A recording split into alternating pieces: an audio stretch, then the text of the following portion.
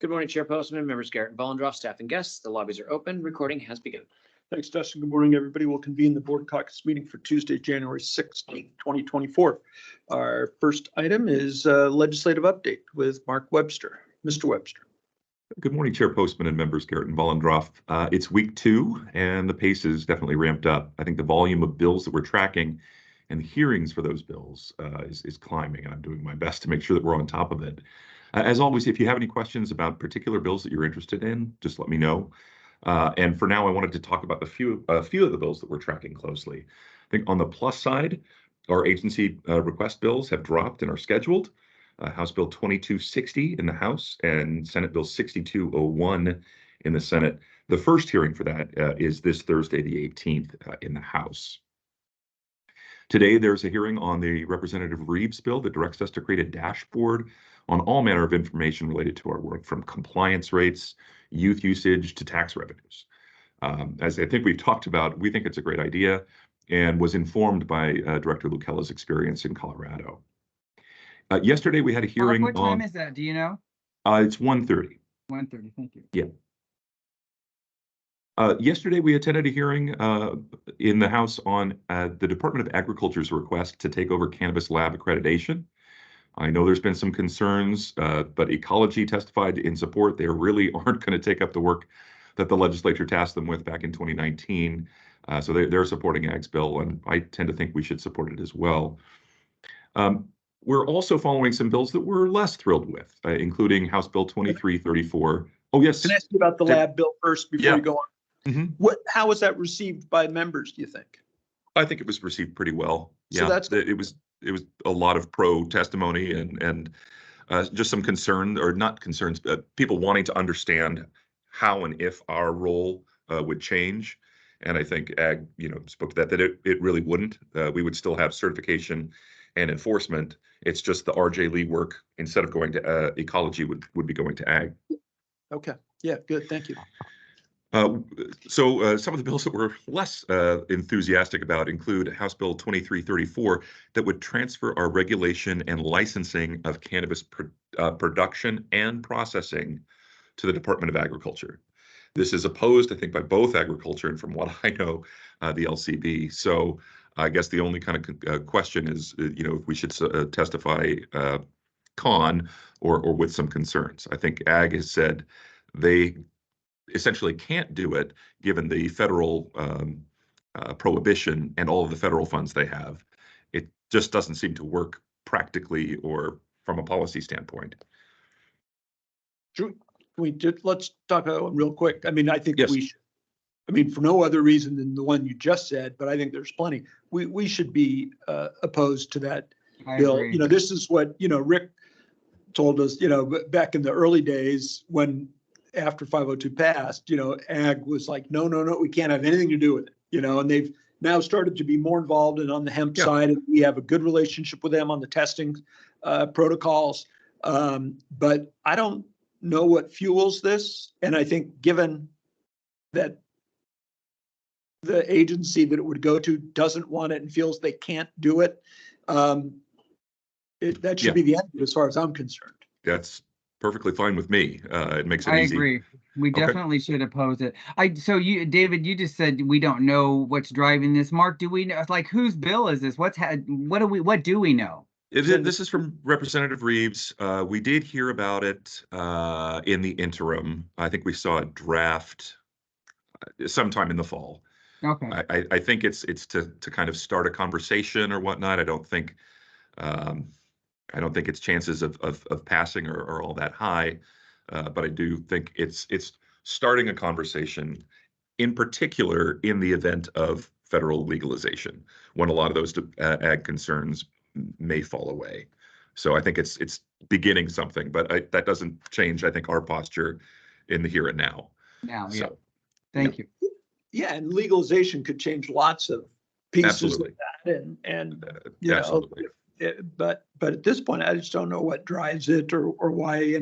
And you're just talking about that lab bill. That there's also just a good lesson there about trying to put a round peg in a square hole and put something into an agency that doesn't want it. It's not a good thing. Yeah. So I'm going to talk about some bills that we haven't taken a position on, but are taking up a lot of our attention and time. The first is both this year and last. I think all of these are bills that we've seen or policy ideas that we've seen before. This year is the latest version of a bill on adult entertainment facilities. In the House, that's 2036, and in the Senate, it's 6105. So you remember the bill last year that directed the LCB to create a new license type for these facilities to allow alcohol in the adult entertainment facilities. This year, the bill is very narrowly focused on workplace safety and fairness, with L&I tasked with ensuring that these clubs deal with dancers in an open and fair manner. But it's clear that the legislature also wants to ensure that the board would allow alcohol sales in part to help pay for those improved working conditions. Our issue has been that they don't really come out and say so, which may mean that any action that the board took, if you were to take that action, could be vulnerable to a legal challenge. We're working with the sponsors. Director Lucella, Justin, and I met with the House sponsor yesterday. We met with Senate staff on the bill yesterday as well. So it's still a conversation that we're in and trying to make sure that there's enough statutory direction for any potential agency rulemaking to have that kind of solid legal grounding. Mark, I want to say, you said the legislature has this intent that the alcohol would come. Sponsors of the bill have that intent. Yes. I think that it's fair to say that there's others who have the opposite intent and are hoping there is not an expansion of alcohol service. Yes. And I think this has really put us in a difficult position because if we have members of the legislature who are willing to do the worker safety under the understanding there is no expansion of alcohol, and then we're to step in after the session and say, oh, now we're going to expand alcohol, I think that puts us in a really difficult position vis-a-vis the people in the legislature who don't want to see that.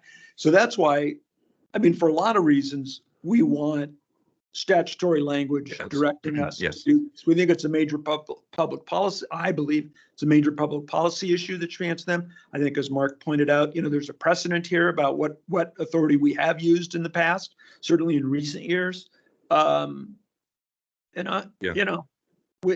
just needs to be, for me, like a clear direction. And then I think good. Going back to the task force recommendations, they were a package. They were linked together, I think, very intentionally. And so, yeah.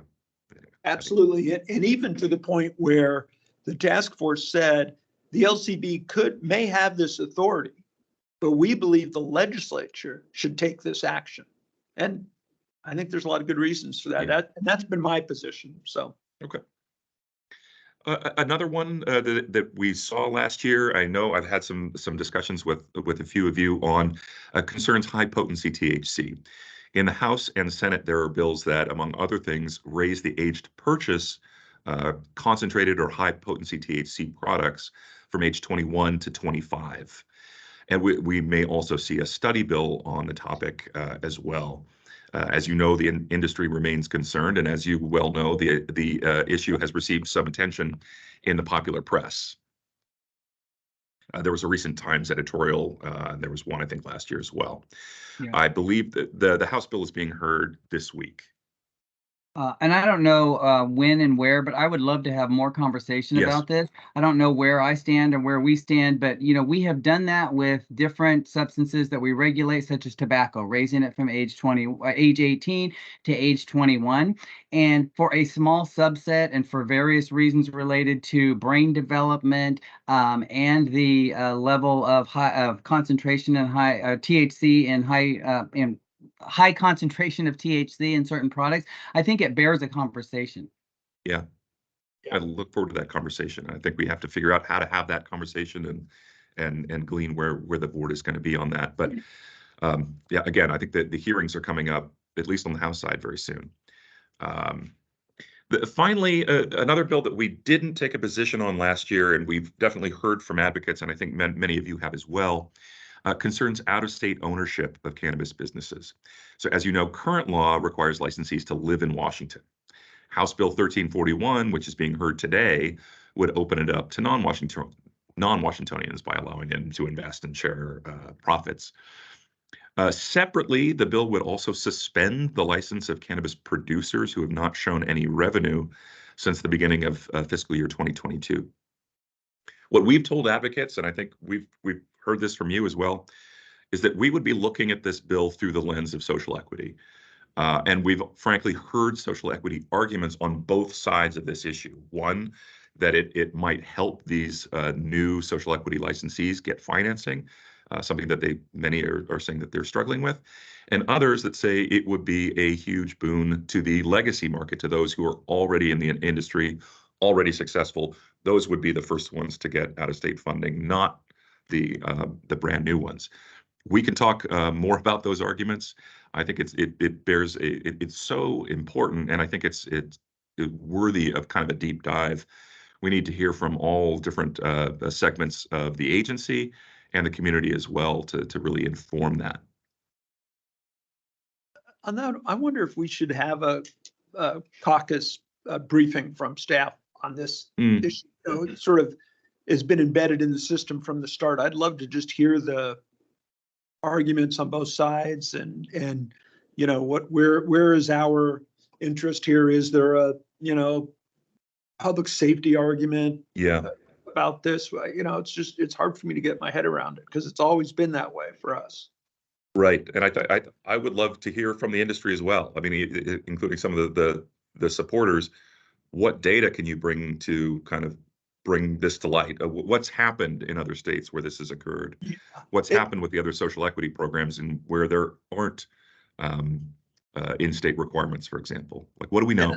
Our director knows this better than any of us, but you know, in other states, what we're told, of course, is everybody's doing it but you, and it's great. But I read the cannabis trade papers just like y'all, and other states are having terrible times. You know, the multi-state operators are leaving California, and you know, we see a number of businesses going out of business in other states. So it's not simple, it seems to me. Yeah. And it's not our decision. I mean, this is clearly a legislative Absolutely. answer, but I think we should find some way to have that conversation. Holly? No, I was going to say in the social equity realm of it, I get it that because when some of the conversation was around, sometimes somebody might have a relative that live out of state that have money and on and on.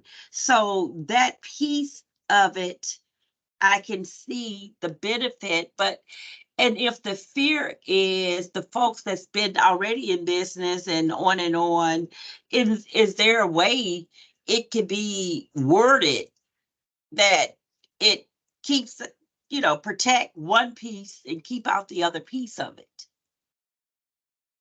Yeah. And that is why this gets complicated, I think. I don't know the answers to that, but that's part of the conversation we need to have, I think. You're right. Yeah. Colton would say, we have a scheduling, I have a scheduling question. Can we just postpone the beginning of our, okay, yeah. So we were set to go into executive session at this point, and we're just going to postpone that probably for 15 minutes. Okay, sorry, go ahead, Mark. Oh, that's all I have. So if you have any further questions. Anything else? Okay, great, thank you. Thank you.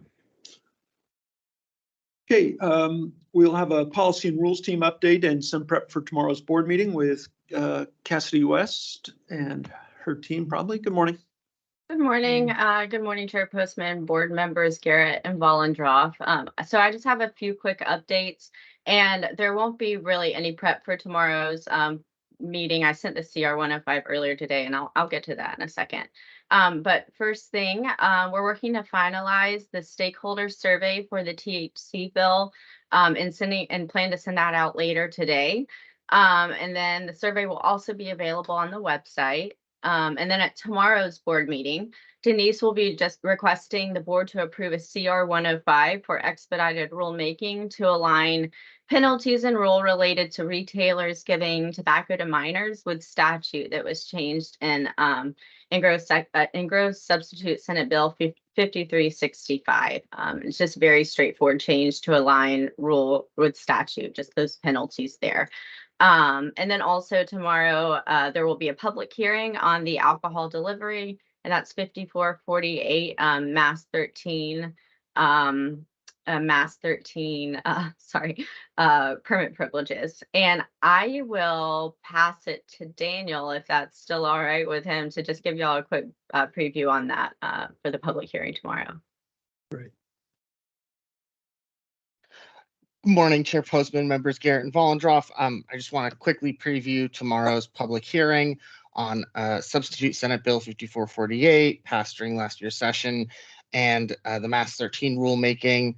I'll go into more detail about this tomorrow, but the CR 101 was filed back in July. The CR 102 was filed in early December, and we've only received a handful of written comments. The public hearing tomorrow is on the proposed rules as filed on December 6th. And just as a preview, if very small or no changes are made to those proposed rules, they'll be filed as permanent rules following board approval on January 31st, which would have the new rules in effect by March 2nd. However, if after the public hearing tomorrow, there's a decision to substantially change or deviate from the proposed rules, this would require, in theory, the filing of a supplemental CR 102, which at the earliest could be filed on January 31st, which would require then another period of time to allow for a public hearing. And the earliest that public hearing would be March 13th, which would push finalization of those rules out to March 27th. Then the rules wouldn't be in effect till April 27th. Essentially delaying the rules almost 2 months. I don't anticipate that happening, but I did just want to preview that possibility. And then this is just important to remember that as of right now, the delivery endorsement itself is set to expire next July 2025. So I just wanted to give that brief preview, but I'll give more information tomorrow before the public hearing itself. Okay, great. Any questions on this for tomorrow? No? Okay, great. Thank you. We'll see you tomorrow. All right, thanks so much. Okay. Then that's actually, we're moving quicker. That's the agenda. Unless there's any reports, Dustin, anything? Nothing? Thank you, Chair. Anything from the board? Okay, so we are going to go into executive session to evaluate the qualifications of an applicant for public employment or to review the performance of a public employee under RCW 42-30110. We have scheduled this till 11:45, and we won't be taking any action at the end of this. So I'll come back to adjourn the meeting after this, but there'll be no further action by the board today. If we finish early, we'll come back and let you know. If it has to go late, we'll also alert whoever happens to still be on that we do that. So with that, I'll just ask everybody to stand by while we go into executive session.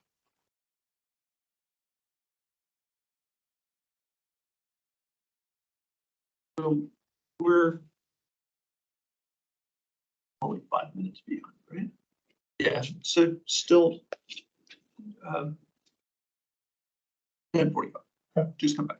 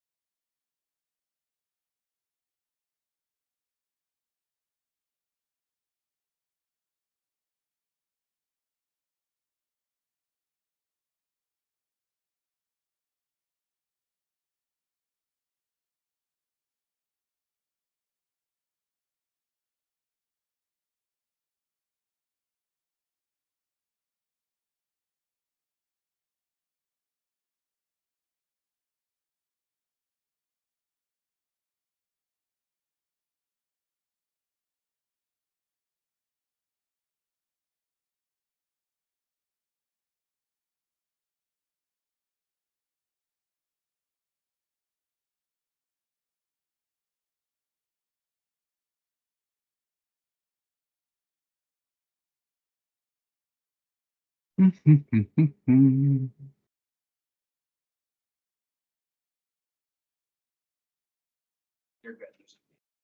there's nobody on, so we'll adjourn the meeting for the January 16th. See you tomorrow. All right. Bye. Bye-bye. Bye-bye.